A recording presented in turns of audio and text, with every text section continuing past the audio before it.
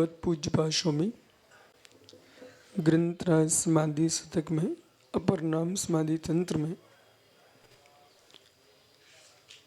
अंतरंग बहिरंग हेतुओं की व्याख्या करते हुए जहाँ व्यक्ति की आस्था है चित्त वहीं लीन होता है। जहाँ चित्त लीन होता वहीं आस्था होती है। और आस्था और चित्त की लीनता जीव को अपनी योग्यता पर निर्भर करती है। विश्वास के लिए आस्था के लिए बल चाहिए, सेनन चाहिए। सेननहीन आदमी उत्कृष्ट आस्थावान नहीं हो सकता। जिसका उत्कृष्ट सेनन वही सम्यक श्रद्धान कर पाएगा। चित्त की चंचलता हो, आस्था डगमगा जाएगी। और जो व्यक्ति किसी स्वार्थ से भर के श्रद्धावान बन के आया है, उसके स्वार्थ की पूर्ति नहीं होगी तो आस्था नष्ट हो जाएगी। तो स्वार्थ से युक्त व्यक्ति के पास आस्था होती नहीं है, इच्छा होती है। स्वार्थ के पीछे आस्था नहीं होती, इच्छा होती है। जो कामना को लेकर आए वो आस्थावान नहीं होता, कामनावान ही होता है। और उसकी कामना पूर्ति नहीं हुई तो श्रद्धे के प्रति भी अश्रद्धान कर बैठता है, भगाओ भगाओ कहता है। इसलिए जो श्रद्धावान है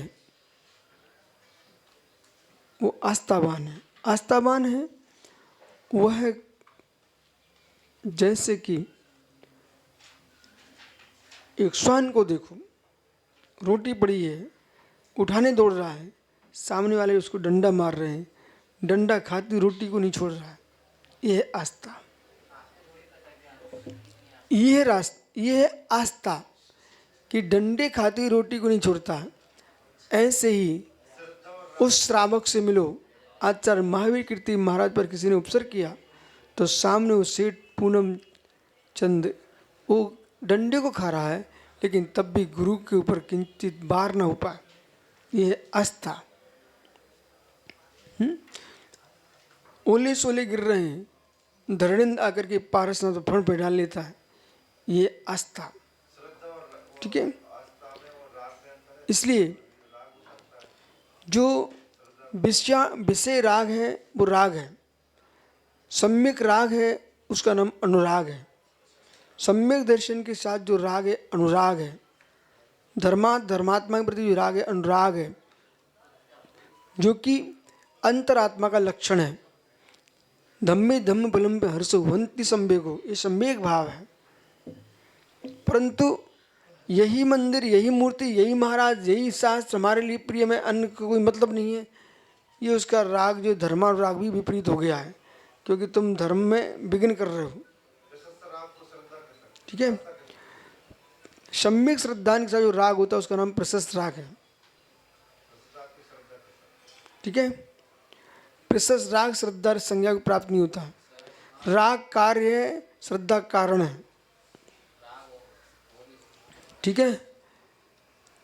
और प्रशस्त राग तो मिथ्या दृष्टि को भी हो सकता है, पर श्रद्धा एक सम्यक का गुण है। अनंतानंदी कसाय के साथ भी प्रशस्त राग हो सकता है, पर अनंतानंदी कसाय के साथ सम्यक दर्शन नहीं हो सकता। ये कर्णानुग से बोलना पड़ेगा। अनंतानंदी कसाय के साथ जो श्रद्धान है प्रशस्त राग भूत हो सकती है, लेकिन सम्यक दर्शनों को नियम नहीं है। 3000 वर्ष तक तपस्या करने वाली विशल्य मिथ्या दृष्टि रही। सुन लो, बोला जंगल में जिसने 3000 वर्ष तक, कितने वर्ष तक? 3000 वर्ष तक तपस्या की, लेकिन देवी बनी स्वर्ग में जाकर की। और देवी बनी मतलब मिथ्या दृष्टि रही, क्योंकि सम्यक दृष्टि जीव स्त्री नहीं बनता। सम्यक दर्शन शुद्धा नारक त्रिंग नपुंसक स्त्रीत्वानि दुष्कृत विकल्प दरिद्र भजती नाम पे व्रतिका। अव्रति होने पर भी सम्यक दृष्टि जीव स्त्री पर्याय में नहीं जाता। विशल्या का जीव देवी बना, इसका मतलब सम्यक छूट गया था उसका।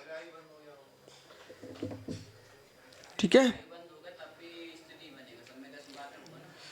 आइए तो सार समझिए, सम्य दृष्टि जीव दरिद्री कुल में जन्म नहीं लेता, सम्य दृष्टि कुरूप नहीं होता, सम्य दृष्टि जीव मर करके, ठीक है, दरिद्री नहीं होता, कुरूप नहीं होता, स्त्री नहीं होता, नपुंसक नहीं होता है, नरक नहीं जाता है, प्रथम नरक बन, तिरंच नहीं बनता।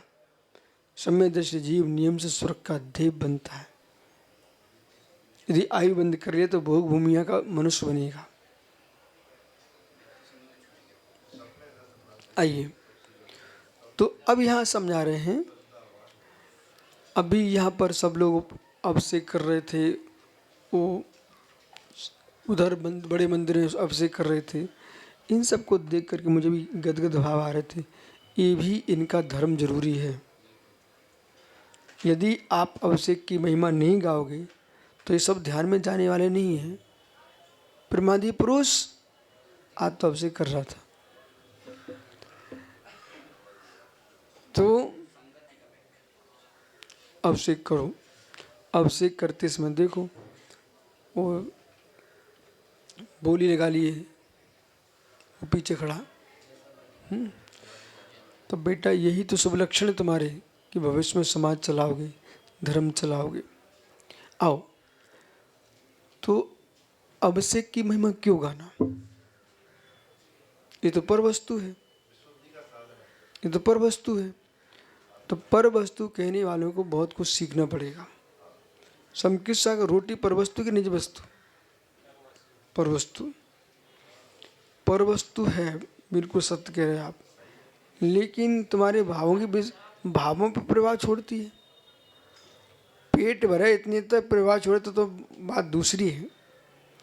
लेकिन मैं तो भावों के पास में ले जा रहा हूँ। जिस दिन पेट भरता है उस दिन भाव अलग होते हैं आपके, आपके मतलब जगत की। और जिस दिन पेट खाली रह जाए उस दिन भावों से मिल लो। वही समय सार रखे रहे ना सामने, ठीक है। वे बिरले जीव हैं, इसलिए उपास करने वालों को समय सार का स्वाध्याय करना चाहिए गंभीर। नहीं उनकी पूरी शक्ति प्रपंच में जाएगी। स्वाध्याय से रुचि है नहीं, क्लास पढ़ना नहीं है, तो कोरे भूखे रहने में से होगा क्या? उपास भी करो और स्वाध्याय करो। ऐसा नहीं है कि सबसे पहले जैसे बाहर जाता ना भाई, तो सबसे पहले कंघी करना नहीं छोड़ेगा, शौच जाना नहीं छोड़ेगा, स्नान नहीं छोड़ेगा, खाना नहीं छोड़ेगा, मंदिर जाना छोड़ देगा। बोले आज बाहर जाना है, मंदिर नहीं जा पाएंगा। कितना घोर पाप का बंद कर रहा व्यक्ति। ऐसे तुम्हें अंतराय है जेंद्र सागर को, सोच गए थे क्या? कहाँ?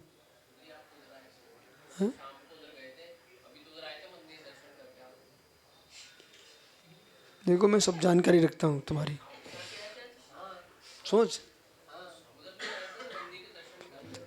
हाँ चलो, तो अब सुनो ध्यान से। व्यक्ति अंतरा हो गया, उपास कर लिया। बाकी जितने जगत के नाटक हैं सम्यक सागर, वे एक भी नहीं छोड़े। लेकिन स्वाध्याय नहीं आ पाएंगे, आज भक्ति में नहीं आ पाएंगे, आज प्रवचन में नहीं जा पाएंगे, कक्षा में नहीं आ पाएंगे। मतलब ये जो संस्कार है ना ग्रस्तों जैसे, वही चल रही दृष्टि।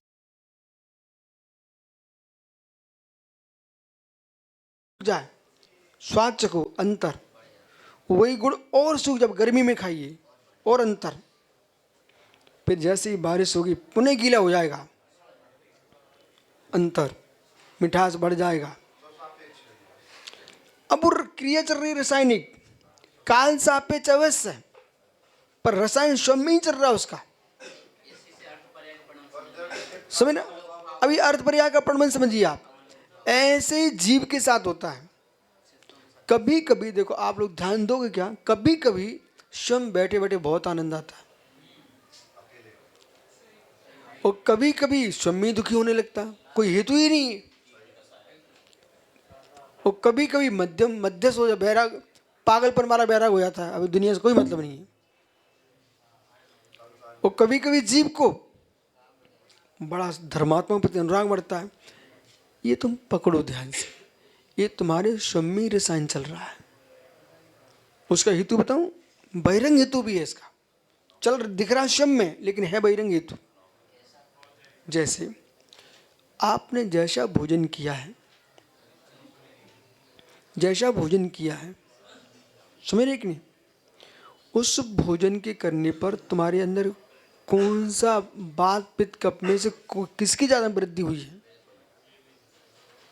पित्त भड़क गया पेट में, एकदम विचित्र हो जाओगे, चिड़चिड़ हो जाओगे, चिड़चिड़। सामने वाला कहे इन्हें को क्या हो रहा है, लेकिन वो असर कर रहा। फिर बात बढ़ गया तो 2 मिनट शांति नहीं बैठ सकता, इज्जत भी जा रही उसकी। लोग कह रहे भाई कम बोलो, बोले कि वो चुप हो नहीं सकता, बड़बड़ाता रहेगा। कब बढ़ गया, कब तीव्र हो गया, तुम जगाओ, वो उठेगा ही नहीं, यहीं बैठा बैठा ऊँगता रहेगा, कुछ बुद्धि में चढ़ेगा ही नहीं। मतलब कब बढ़ा तीव्र, बुद्धि काम नहीं कर रही। पित्त और कफ का समीकरण हो, भद्र प्रणामी प्रशस्त प्रज्ञावान पुरुष होता है।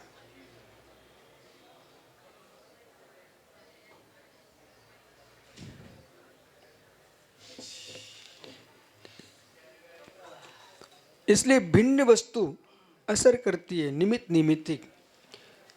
अब यहां लगेगा अष्ट सहस्री का इतरित्र भाव।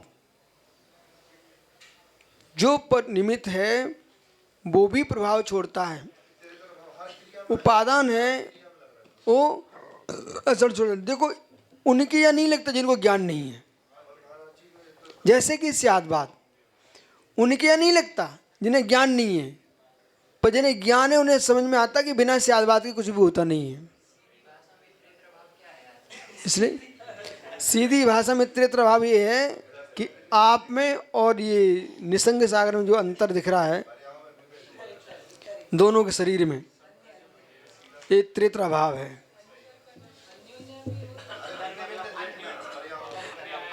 सुनो, अन्य में अन्य का अभाव, लेकिन सर्वथा ऐसा मत बोलना। अत्यंत अभाव क्या है? अन्य में अन्य का अभाव नहीं है क्या? इसलिए ऐसा बोलिए जिसमें द्रव्य में द्रव्यत्व का, द्रव्य द्रव्यांतर का अभाव है, समझ रहे हैं? वो अन्योन्य अत्यंत भाव है, त्रिकालिक भाव है। वो अन्योन्य भाव में त्रिकालिक अभाव नहीं होता है, तात्कालिक अभाव है, लेकिन भविष्य में एक हो सकते हैं।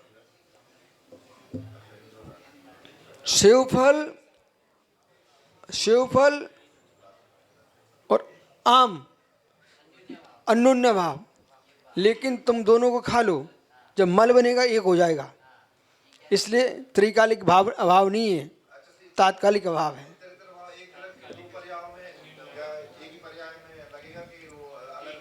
सामने रखे दो द्रव्यों की एक दो पर्यायों को भिन्न भिन्न देखता अन्योन्य भाव है।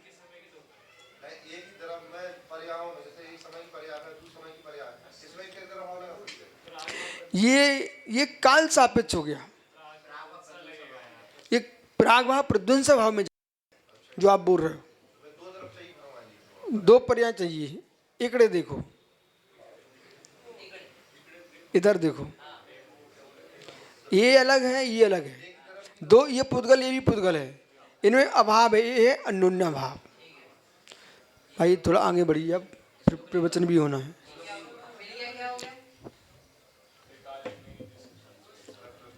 सुनिए, जो मूल विषय पर तो ध्यान दो। तो पेट में रोटी जाते ही समझ ना, परिणाम बदल रहे हैं, परिणाम बदल रहे हैं। यह स्वीकार करो, पर द्रव्य आपके भावों तक को प्रभावित करता है, और आपके भाव प्रभावित हो रहे हैं। जो पूर्ण आप ऐसा भी नहीं कह सकते कि हमारे लिए करते हैं। तीर्थंकर मुनिराज भी आहारचर्या को जाते हैं, और आहारचर्या को जाते मतलब उनको भी क्षुधा सताती है, क्षुधा का उपशमन करते हैं। भक्ति के अतिरेक में सिद्धांत का विनाश नहीं करना चाहिए।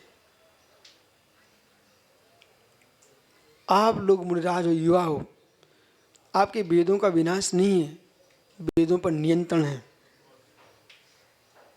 ऐसा कहना सीखो। यदि नहीं सीखोगे तो तुम लोग सब झूठ बोलते जितने मुनि हो। ऐसा बोलिए आप। हम संयमी हैं। संयमी क्यों है? कि आज तुम्हारा उपवास है पीयूष, क्या भूख नहीं लगेगी? आज भूख लगेगी, उसको मैं नियंत्रण करूंगा, इसलिए उपवास है। ऐसे कसाय भाव हैं, चाहे नो कसाय हो चाहे कसाय हो, तुम्हारे अंदर आएंगे। आने के बाद भी उनके अनुसार नहीं जीना, इसका नाम संयम है। इसलिए आगम का ज्ञान होना चाहिए। बहुत सारे लोगों को वैराग्य है लेकिन आगम का ज्ञान नहीं है, तो ये उल्टी सीधी व्याख्या करते रहते हैं, लोग बेचारे भटकते रहते हैं। इनसे रहित नहीं हो गया। इनसे रहित होने के लिए तुमको गुणस्थान क्रम चाहिए। 9वें गुणस्थान में तुम वेद से रहित हो पाओगे। अभी वेद से रहित नहीं हो, लेकिन वेद के कर्मों से युक्त हो जाओगे तो संयमी नहीं कहलाओगे। ये भी ध्यान रखना, नहीं तो उल्टा शिक्षा ले लो, बोले वेद का भाव वहाँ है ही नहीं है तो फिर तुम्हें कुछ भी कर सकता हूँ। ऐसा नहीं है। वेद का सद्भाव है। जैसे भूख लगी है लेकिन भोजन नहीं करो, उपवास है, ऐसे ही तुम्हारे वेद का सद्भाव है, पर वेद के अनुसार नहीं जियोगे, इसलिए तुम ब्रह्मचारी हो।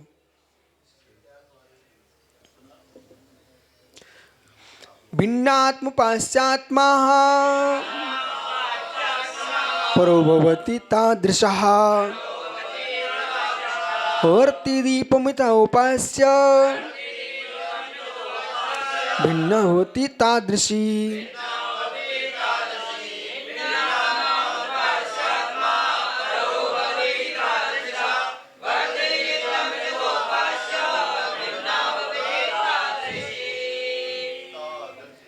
बहुत सुंदर कह रहे हैं।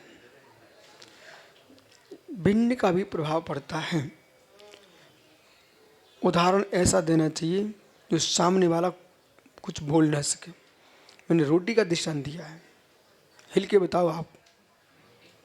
रोटी का दृष्टांत दिया समकृत सागर को कि बालक भोजन कुत्ते का नहीं उनका, कि पेट में भोजन चला जाए तो भाव शांत हो जाते, और पेट में भोजन नहीं गया तो भाव दूसरे हो जाते। तो ये आपको स्वीकार करना पड़ेगा।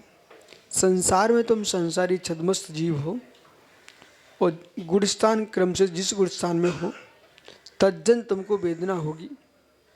उस वेदना का प्रतिकार का बहिरंग हेतु जो है वो तुमको प्रभावित कर रहा है, रसायन की क्रिया। अब तुम कहो ये तो शरीर की पुष्टि के लिए मात्र है, ये पागलों की भाषा। ये शरीर की पुष्टि के लिए नहीं है। शरीर भोग नहीं भोगता, भोग इंद्रियों का भोग इंद्रियां नहीं भोगती हैं, भोगता आत्मा है। इसलिए भुगता आत्मा है, उसका रस लेता है, तो बंद का कर्ता भी आत्मा है, और बंद का कर्ता आत्मा है तो उनके फल को भुगता भी आत्मा है। इसलिए शरीर कर्ण को कर्ण रहने दीजिए, कर्ण को कर्ता मत बनाइए। साधन को साधन रहने दीजिए, साधन को साध्य मत बनाइए। और एक एक तत्व का ज्ञान होना अनिवार्य है। तत्व का निर्णय तो निर्णय के अभाव में, भेद विज्ञान के अभाव में मोक्ष मार्ग प्रशस्त नहीं हो सकता। उदाहरण, ये प्रमोद आता है 2 मिनट में माइक ठीक कर गया, अपना कैमरा लगा के खड़ा हो गया और माइक की मशीन ठीक कर ली। और जिनको पता नहीं रहता वे परमेश्वरी आते हैं, समय भी बर्बाद करते हैं, माइक इधर उधर करते हैं, बोला सुनते जाना। और वो मशीन है ना, मशीन आपने देखा उसको बिछाई नहीं, मशीन के तो वे तोड़ी दे कानी खींच रहे। हाँ, अब उसको संबंध उसका ज्ञान है। बस जैसे ज्ञाता बन के आओगे तो समय कम लगता है और काम जल्दी होता है। गजब! ज्ञाता बन के आता है, समय कम लगता है, काम शीघ्र होता है। और जो ज्ञाता बन के नहीं आता है, समय अधिक लगता है और काम शीघ्र नहीं होता है, काम बिगड़ भी जाता है। इसी प्रकार से जो भेद विज्ञानी बन के आते हैं उन्हें संसार में समय कम लगता है, मोक्ष का काम जल्दी हो जाता है। और जो भेद विज्ञानी नहीं होते हैं उनकी तपस्या में समय ज्यादा लगता है और मोक्ष नहीं मिलता। ऐसा था। इसलिए जो ज्ञानी लोग, उन्हें भेद विज्ञान प्राप्त करना चाहिए, पर दूसरों को ही नहीं समझाओ, स्वयं को भी समझाने का। तो भिन्नात्म पाश्चात्मा, ये आत्मा। परंतु जो गुरु के अभाव में पढ़ रहे हैं वे बोले वो पीयूष जैसे निष्ठुर हो जाते हैं। वे बोला, देखो बोला, वे दूसरे को समझाते हैं, स्वयं समझाने को समय ही नहीं ले पाते। तो भिन्न आत्मा, भिन्न की उपासना करने से भी अपने से भिन्न अरिहंत देव। देखो बेटा, ये मैं अनुभव से बोल रहा हूं, पूर्ण अनुभव के साथ। जो मुनियों को आहार ध्यान दे के आते हैं, मुनि बनते हैं, उनकी साधना स्वभाव अलग रहता है। जो बिना आहार दान दिए महाराज बन जाते हैं, उनका जीवन कैसा होता है? ये बांझ स्त्री जैसा। जैसे बांझ स्त्री जीती है पति के साथ, पर संतान नहीं, उसका स्वभाव अलग ही रहता, विचित्र, शुष्क उसका। ऐसे जो कभी चौके लगाए नहीं, कहीं महाराज को आहार दिए नहीं, वो सीधे महाराज बन गए। वे सबसे ज्यादा श्रावकों को परेशान करते महाराज। उठ के भाग रहे हैं, जरा सी कोई दुकान ये जाते हैं, महाराज तुम पानी भरते कुएं से, घर का स्वयं का चौका लगाते, फिर तुमको पता रहता भैया कितनी मेहनत लगती है, फिर तुम ऐसे श्रावक को परेशान नहीं करते। ठीक है, अब चलिए, भगवान की पूजा करके महाराज बनना चाहिए। ये कल दीक्षा है, तुम रोक दो अपनी दीक्षा, एक आध महीना पूजा करके आओ भगवान की। यदि जीवन में कहीं पूजा न की हो, क्यों? तुम्हें पता तो होना चाहिए। इधर देखो बालक, अरे उधर नहीं देख, इधर देख मित्र। बेटा, मंदिरों पर तांबे का कलश चढ़ा रहता है, सोने का परत, सोने का पानी रहता हो, ठीक है। और जिन मंदिरों पर शुद्ध मात्र तांबे का ही कलश है, वे ज़्यादा शक्तिमान है। सोने का नहीं, मात्र तांबे का। वे काले जरूर पड़ जाते हैं। जब जब गाज गिरेगी, जब जब बादल तड़केंगे, बिजली गिरेगी, तब तब उस कलश में शक्ति बढ़ेगी। इधर देखो भैया, एक बालक हमारे बगल में विहार कर रहा था, ठीक है। उसके हाथ में छतरी थी, वो ऊपर हाई टेंशन लाइट, अब वो उसमें अर्थिंग आ गई छाते में, ठीक है। इतनी नहीं हुआ, अभी वो कपड़े पहने थे, कपड़े तो चलते चलते अचानक उसका कपड़ा छिल गया, करंट आ गया शरीर में, ठीक है। और जैसे रोड से उतरा तो फिर करंट नहीं आया। समझ रहे कि नहीं आप? ये विषय कंघी में, कंघी बालों में ऐसे घिसो अच्छे से, फिर ऐसे कागज पे लगा तो कागज ऊपर आ जाता है। समझ रहे? रासायनिक क्रिया हो रही कि नहीं? बस विद्युत उत्पन्न हुआ उसके अंदर। आइए सर, तो जब वो एक कंघी को घिसा, वो कागज खिंचाया, तो ऐसे तुम परमात्मा से परमात्मा में घिसोगे, अभिषेक करोगे, प्रभु का मार्जन करोगे, तो तुम्हारे अंदर भीतरागता घुसेगी, समझ ना, प्रवेश करेगी। इसलिए भगवान का अभिषेक करना चाहिए हर व्यक्ति को, जो योग्य है। जो योग्य नहीं, वे अनुमोदना करें। देखो ज्ञानी लोग सर्वांगीण शब्द बोलते हैं, नहीं तो कल ये महात्मा जी सत्यार्थ अभिषेक करने खड़े हो जाएंगे। बिना दो कपड़े के न आहार दे सकते हैं, न अभिषेक कर सकते हैं। इसलिए नंगे लोग अयोग्य होते हैं आहार देने के, भगवान का अभिषेक करने। मुनिराज अभिषेक नहीं कर सकते, आहार भी नहीं दे सकते, अयोग्य हो चुके हैं। बस तुम ले सकते आहार, दे नहीं सकते मुनिराज आहार। आहार का भी आहार नहीं दे सकती, आहार का भी आहार नहीं दे सकती। और मुनिराज आहार के हाथ से आहार ले नहीं सकते। जो ले रहे हैं वो गलत कर रहे हैं। सुनिए क्यों। श्री मूलाचार्य में लिखे है, जो यति की श्रमणियां हैं उनसे आहार नहीं ले सकते, साधुवियां, ठीक है। आइए, यदि आरका ने अपने हाथ से चौका लगा लिया हो, उसके यहाँ आहार लेने भी नहीं जा सकते, ठीक है। आइए देखो, कक्षा में मात्र आगम बोला जाएगा, तुम्हारे क्या हो रहा है ये नहीं बोला जाएगा।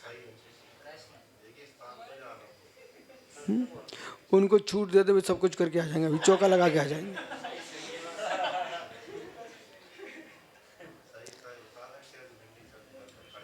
भिन्न आत्मा, ऐसे पिच्ची रख देगा बगल में, सब बना बुने के फिर उठा के भग आएगा। भिन्न आत्मा मुपास्य आत्मा, तो भिन्न आत्मा अरहं स्वरूप परमात्मा की उपासना करने से तादृशी आह भवती, उन्हीं के समान पराभवती परमात्मा हो जाता है। इसलिए 16 कारण भावना में सबसे ज्यादा भावना भक्ति की है। 16 कारण भावना में सबसे ज्यादा भक्ति की भावना है, समझे ना। सूखे भगवान बनने के गीले भगवान बनना ज्यादा अच्छा है। सूखे भगवान मतलब मूक केवली बन गए। तो अरे तीर्थंकर भगवान, गीले भगवान, सब विभूति संपन्न, भक्ति युक्त। इसलिए भक्ति करो, भक्ति करो भगवान की। तो भगवान की भक्ति करोगे तो सब कुछ अपने आप मिलेगा आपको। भिन्न वार्ती, अब कैसे? दीपक भिन्न है, बाती भिन्न है, तेल भिन्न है, पर परस्पर में दूर एक दूसरे की उपासना करते हैं, दीपक की आराधना करके उसके समीप प्राप्त करें। तादृशी देखो, दीपक भी दीपक कहला रहा है, बाती भी दीपक बन गई, ज्योति बन गई, तेल भी, इन सबको संग्रह किया, समझौता कर लिया परस्पर में, तो एक दीपक संज्ञा बन गई। बाती भिन्न, तेल भिन्न, दीपक भिन्न, पर सबका नियोग से एक दीपक संज्ञा प्राप्त हो जाती है। ऐसी भिन्न की उपासना करने से भी जीव भगवान बन जाता है। ठीक है, ज्योत से ज्योत जलाते चलो। दीपावली की माताएं एक दीपक जलाती हैं, पर उसके पास ले जाके सारे दीप जला लेती हैं। ठीक ना। इसलिए जब भगवान पंचनाग होते हैं ना प्रतिष्ठा, तो प्रतिष्ठा होने के पहले प्रतिष्ठित प्रतिमा मंडप में लेके जाया जाता है। वो प्रतिष्ठित प्रतिमा के सानिध्य में सब अप्रतिष्ठित प्रतिष्ठा प्रतिमा प्रतिष्ठित हो जाती है। ऐसी आचा परमेश्वरी के चरणों में तुम गए, तुम सब भगवान की रूप मुद्रा में आ गए। आए कि नहीं, अपन सब मुनिराज बन गए। ठीक है, तो बस ऐसे अनंत के चरणों में जाएंगे, हम भी अनंत बन जाएंगे। ठीक है।